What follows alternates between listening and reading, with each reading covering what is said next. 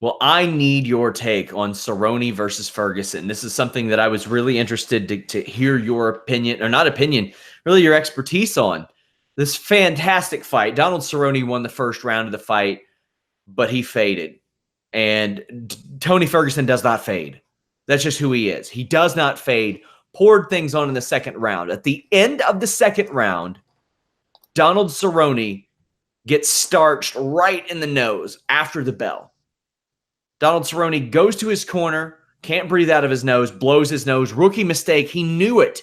His eye immediately puffed up, and the ref stopped the fight. Dan Miragliotta is over there saying, yeah, he didn't get punched in the eye, he got punched in the nose. Well, but here's the thing. Being punched in the nose is what led to the issue. Now, here's the thing.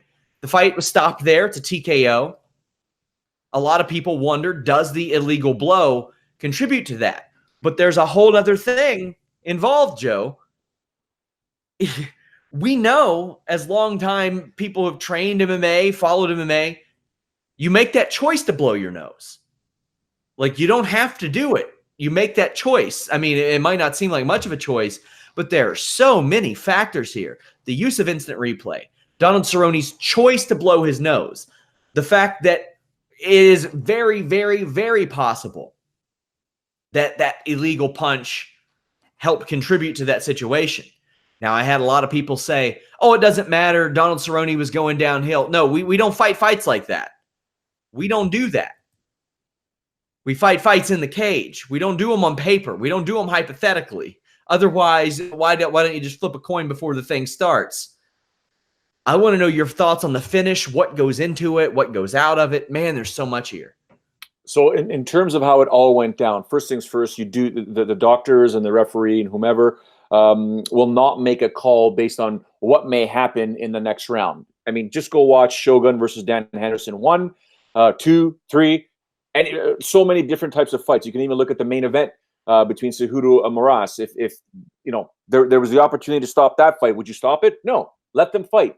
Anything can happen in MMA. We've seen guys take beatings, girls take beatings, in some way, somehow pull off victories. I mean, you can go up and down each division. So the way the fight was trending doesn't go into making the decision to stop the fight.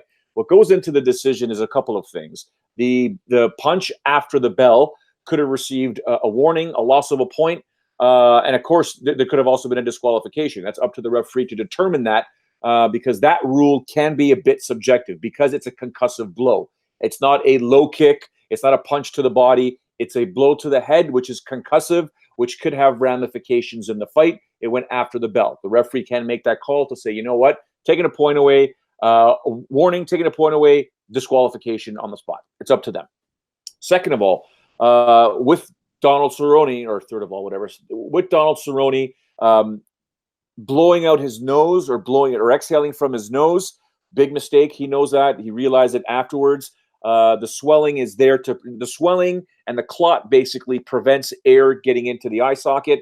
Once you clear that, it's swollen in there, air gets in there, boom, you get the puffy eye. Doctor comes in and says, well, now you cannot see out of that right eye. Now you are far more in danger than just having a broken nose. Broken nose, fighters have fought through that, since the dawn of time. It happens in a fight. That's what fighting's all about. You take punches to the face. You keep going until, last man or woman standing. Cerrone, in doing that, clears out the passageway. Air gets in there, puffs up. Doctor comes in there and says, you know what? Now you cannot see. Fight is over. Simple.